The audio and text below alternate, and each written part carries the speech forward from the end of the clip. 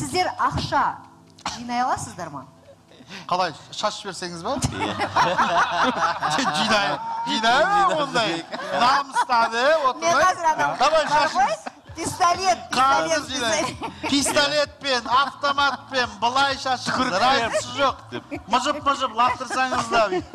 Фук, сальто атып барып алып кете беремін. Жинай беремін. Хорошо, серьезно сұрап жатырмын да? Так, серьезно шашсаңызшы, давайте.